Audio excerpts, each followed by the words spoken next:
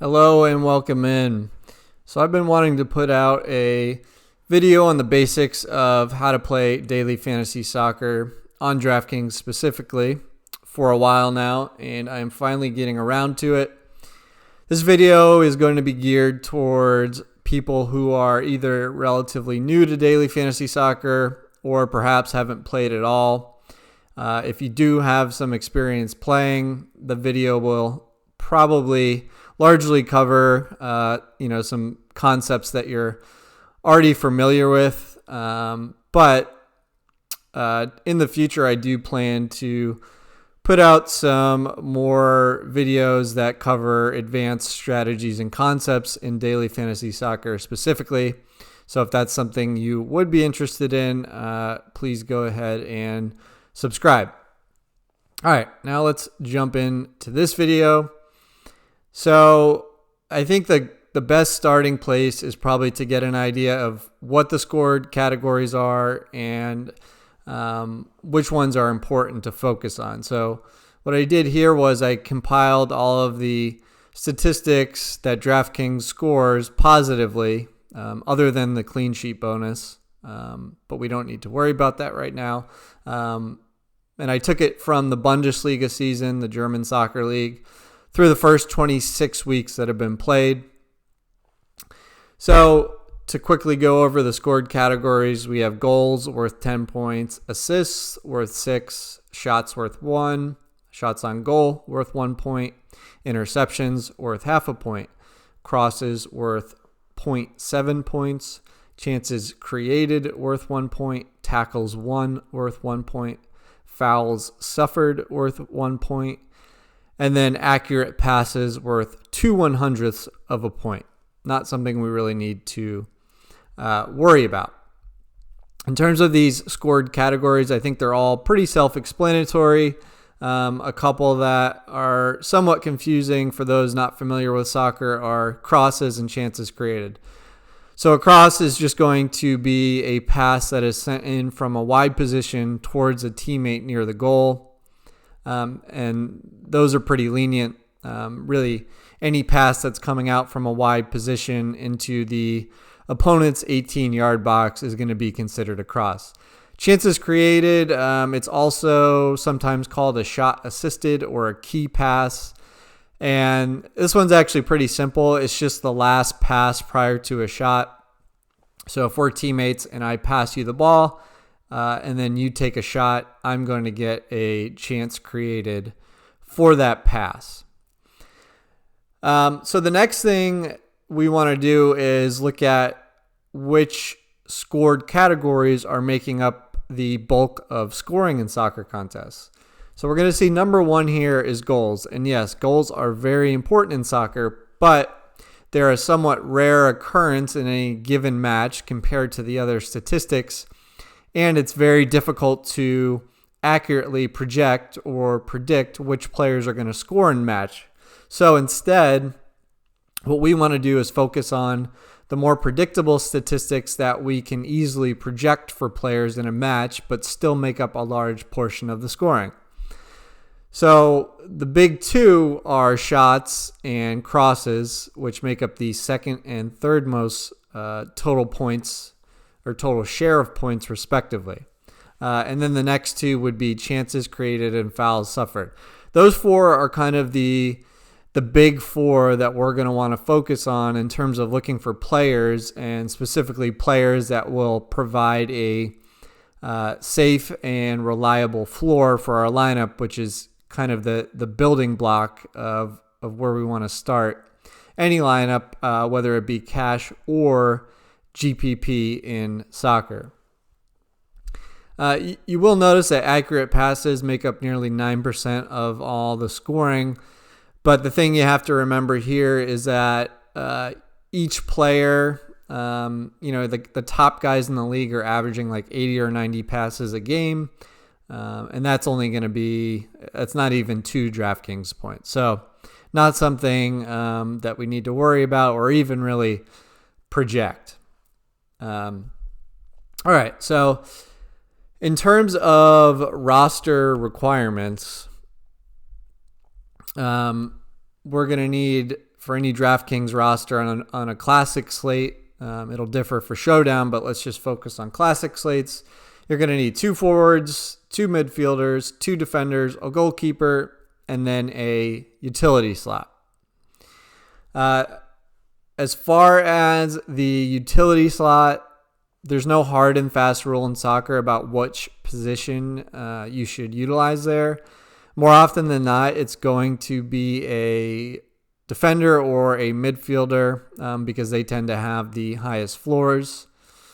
But there are going to be slates when it might make sense to have a forward in that utility spot, particularly if it is a slate that we are expecting a lot of goals on. All right, so now let's talk about the players that we want to focus on for finding a reliable floor. It's not as simple as saying all midfielders have a high floor and then you want defenders next and forwards last. That might be a general rule you can go by, but it's more important to know the role of the player for their team. So the number one place we are going to look for high floors is from set piece takers, and that's something you're going to hear a lot in daily fantasy soccer. A set piece is a corner kick or a free kick, which would come after a stoppage in play after a foul. So set piece takers are good because it's a reliable source of fantasy points. Let's take the example of a corner kick. When the set piece taker takes the corner kick, they're going to get a cross right off the bat for that. Now let's say they're able to cross it to a teammate who heads the ball into the goal. Well, at that point, they're getting the cross, they're getting a chance created, and they're getting an assist. So that's 7.7 points right there from that single play. And even if the ball doesn't go into the goal, but the player that the ball is crossed to is able to put a shot on net, you're still going to get the cross and the chance created there. So set piece takers are one of the most valuable types of players to look for in daily fantasy soccer. If we're looking at the forward position specifically, they're often very goal dependent. So your forwards are going to be these first 3 players up here. And particularly the forwards that are playing centrally, they can get isolated. They don't get a lot of touches on the ball. They're not picking up a ton of crosses. They're usually not winning tackles or making interceptions. So a lot of their scoring is going to come from shots and shots on goal and goals, obviously. The more attractive forwards from a floor perspective are often the players playing out wide here. That's because they're more often getting wide and sending in crosses. A lot of them are types of players that will draw fouls as well. They're creating chances from out here. So typically your wingers are going to be a higher floor forward position. As far as the midfield goes, these players are not as involved in offense, and a lot of them will have strictly or more so defensive duties. So while they can have a floor from things like tackles won, interceptions, fouls drawn, they're typically not popular or optimal options in a DraftKings soccer lineup, unless, of course, they're a set piece taker, then that would change the situation. Moving back into defense, under the DraftKings scoring system, we're almost always going to want the fullbacks. The fullbacks are the players here and here in the wide positions. Again, it's kind of like I mentioned with wingers. You want these wide players because they're more often getting forward into wide positions and sending crosses in and creating chances. Compare that to the defenders that play centrally. They're not getting high up the field. They have almost entirely a defensive responsibility, and so their floors are very low, and they're generally players we're going to want to avoid. There are exceptions, of course. For a player like Virgil van Dijk, he's very active on corner kicks and can pop up with a goal. But again, that's not a floor play. It would be more of a GPP upside play. Another thing to think about is, once we've built out a lineup that has some high floor players, we want to be looking to combine some potential goal upside as well, especially in GPPs. So one way that I like to do this is by finding the goal scoring odds for a match. So you can use a site like Odds Checker. And the great thing here is that the goal scoring odds for every player in any given match are going to be listed here. So let's take Erling Haaland, a central forward, a player that does not have a very high floor but has very high upside due to his goal scoring ability. So we can see here that his listed scoring odds are 10/13.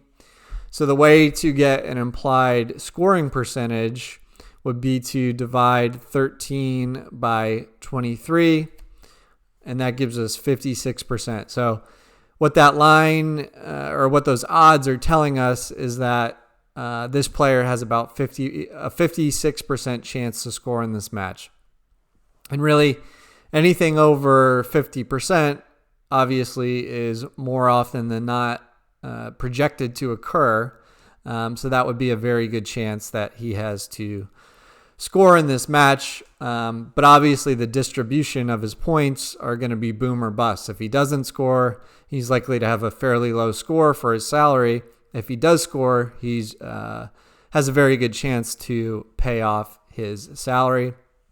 And speaking of paying off salary, I think the rule of thumb you can use is you want a player under the DraftKings soccer scoring system to be able to 2x their salary. So if they cost $5,000, you want to be able to project them around 10 points, and that's kind of a good rule of thumb in building out your rosters, at least for cash games. Obviously, in GPPs, larger field tournaments, you're going to want that 3 or 4x upside. You're not going to get that from every player, but from your forwards, you're going to want that type of upside. So that kind of covers the types of players we want to target and from which positions. But probably the thing you want to start with before that is finding which matches to target. Most people have played NFL DFS, and it's very similar in the sense that we want to target the matches with the highest totals and the teams with the highest implied totals.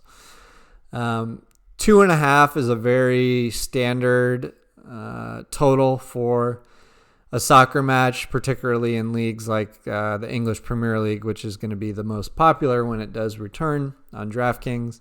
So when we start seeing matches with 3 or 3.5 totals, that's attractive from a DFS perspective. And the general rule of thumb is we want to target the favored teams. Now, why is that? The favored teams are generally going to hold more possession, and when they have more possession, that means they are going to have more opportunity to accumulate the attack-related stats that we've already discussed. Shots on goal, crosses, and chances created, and then of course goals and assists hopefully come along with that. As far as stacking in soccer, this is something a lot of people wonder about. Stacking is a viable strategy in soccer, but I wouldn't say that it's as necessary or optimal as it would be in a sport like MLB or League of Legends. I think it's somewhat comparable to NFL, but stacking is probably a little more prevalent in the NFL as compared to soccer DFS. And there's a few angles you can take with stacking in soccer. One way to approach it is to stack attacking players from a highly favored team.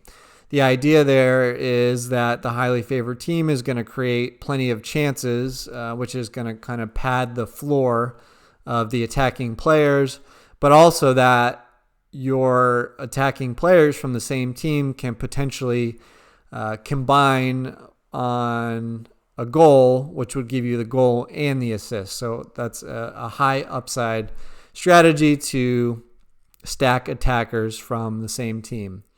With that being said, two attackers from the same team is definitely viable, but if we're talking 3 or 4 attackers from the same team, it's going to be relatively rare circumstances where that's going to end up paying off in soccer DFS, and we're going to need a team to probably score at least 3, but 4 or 5 goals for a 3 or 4 man stack, at least as far as offensive players go, to work out. Another thing we can do is make set piece stacks. So again, set pieces are corners or free kicks, and the idea here is that we can stack the player that's taking that free kick, so crossing the ball in, with a player we think is going to get on the end of that cross and score. So if we're talking about Liverpool here, the right back, Trent Alexander-Arnold, is the set piece taker for them. So we might combine him with his center forward, Roberto Firmino, hoping that he takes a corner and Firmino heads it in. Then you get the goal and the assist there. Often you can actually pair the set piece taker with a center back because center backs happen to often be the best headers of the ball or set piece specialists on their team. So they are often the most likely to score from a set piece situation. And that kind of raises another thing you can do. Highly favored teams will often, well, I shouldn't say often, but have the best chance of shutting out their opponent. And under the DraftKings scoring system, your goalkeeper gets a 5-point bonus for a win and a 5-point bonus for a clean sheet, which is just preventing the other team from scoring during the game. Defenders do not get a win bonus, but they do get a clean sheet bonus of 3 points if they keep a clean sheet. So another stacking strategy would be to stack a goalkeeper with 1 or 2 of his defenders. And so using the example of Liverpool here, we could take the keeper Adrian with the set piece taker Alexander-Arnold and another defender, Van Dijk, who is very capable of scoring on set pieces. And if everything goes to plan with this stack, we're going to get 10 bonus points for a win and a clean sheet here, another 6 from these 2 defenders for a clean sheet. And then if these 2 can combine on a goal assist, that's another 16 points. So you can see how that type of stack is highly correlated and can really give you some strong upside. All right. The other thing I do want to mention with daily fantasy soccer is that the pre-lock hour is highly, highly crucial. If you can't be available to check lineups and make adjustments, I don't think you should be playing daily fantasy soccer at all, because there's a good chance you're going to miss something and end up losing money. There's 11 players that start, and teams do tend to rotate. Especially teams with deep benches, you're going to see 1 to 2 players often rotated each week. And so it's really crucial to check lineups and confirm that all of your players are in pre-lock. The other thing is we often see some really good value plays open up when lineups come out. Think about the analogy of like if a starting running back is out in the NFL and that news doesn't come out till later in the week, the backup running back is going to be severely underpriced a lot of the time, but he's going to get all of that volume. He's still going to get the 18 or 20 carries that the starting back would have got. And there's similar situations in soccer. Particularly with these attacking fullbacks here.